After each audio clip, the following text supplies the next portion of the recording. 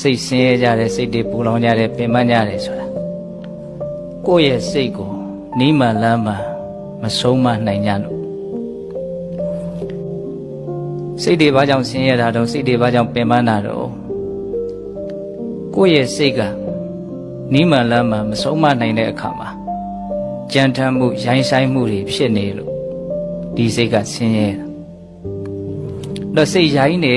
စိတ်တွေကြမ်းနေဆိုတာဘာပြောတာတော့ဆွဲမဲ့မှုຢာကနဲ့တကွာဖြစ်တဲ့စိတ်မကျေနပ်မှုဒေါသနဲ့တကွာဖြစ်တဲ့စိတ်အမှန်တရားကိုမသိမှုမောဟနဲ့တကွာဖြစ်တဲ့စိတ်ဒီစိတ်တွေကိုဒါရိုင်းဆိုင်နေကြမ်းတမ်းနေလို့ပြောတယ်အလိုရမဲ့တွေတိတ်ကြီးလာရင်စိတ်ကရိုင်းနေပေါ့နော်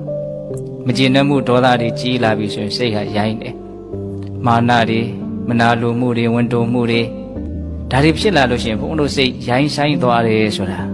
တတိချာချာစဉ်းစားကြည့်ရင်သိနိုင်တယ်စိတ်ကရိုင်းပြီဆိုလို့ရှိရင်မနောကအတွေးတွေကလည်းရိုင်းလာတယ်ဝစီကအပြောတွေကလည်းရိုင်းလာတယ်ကာယကအပြုအမူတွေကလည်းရိုင်းလာတယ်ဒါပေမဲ့ဘုန်းတို့တွေကကာယကံမှုဝစီကံမှုတွေရိုင်းလာမှဒီလူတော်တော်ရိုင်းမှလားလို့သိရတယ်နော်အဲ့ဒီရိုင်းဆိုင်မှုရဲ့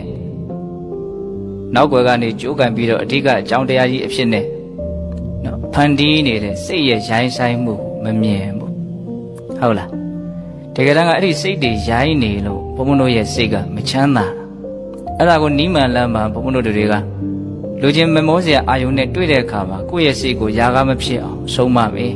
ဟုတ်လားမကျေနပ်စရာအာယုန်နဲ့တွေ့တဲ့အခါမှာကိုယ့်ရဲ့စိတ်ကိုဒေါသမဖြစ်အောင်ဆုံးမမယ်မေတ္တာဖြစ်အောင်နော်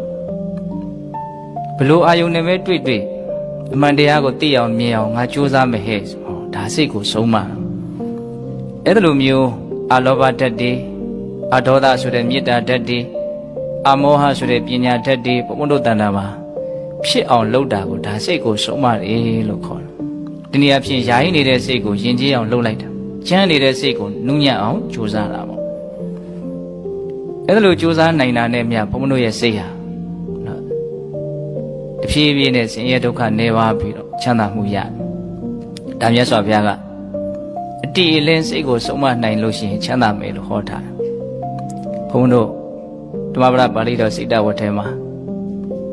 ဒုံနိကဟတလဟုနောယထကာမနိပါတိနောစိတ်တတဓမ္မထောတာတို့စိတ်တံတန်တံဒုက္ခဝဟနော်တချို့ဒီကဒါလေးရလိမ့်မယ်နော်ဒုံနိကဟတနှိမ်နှင်းမှုရခဲရင်သောလဟုနောအလွန်မြန်ဆန်သောသဘောရှိသောယထကာမနိပါတိနောအလိုရှိရာအာယုန်တို့သို့ကြာရောက်ခြင်းတိုင်းကြာရောက်တတ်တဲ့သဘောရှိသောစိတ်ရဲ့သဘောလေးကိုမြတ်စွာဘုရား၃မျိုးပြောတယ်စိတ်ဆိုတာနှိမ်နှင်းဖို့ခက်တယ်ဆုံးမဖို့ခက်တယ်အလွန်လည်းမြန်ဆန်တဲ့သဘောရှိတယ်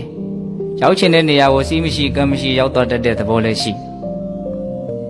နှိမ်နှင်းဖို့ခက်လွန်းလို့ဒီစိတ်ကိုမနှိမ်နှင်းမဲနဲ့ပြစ်ထားမယ်ဆိုရင်တော့သူကကောင်းနိုင်ပေါ်ရမရှိခက်ခဲပေမဲ့လို့အဲ့ဒါကိုငါမဖြစ်အောင်ဒီစိတ်ကိုဆုံးမမယ်ယဉ်ကျေးအောင်လုပ်မယ်ဆိုပြီးတော့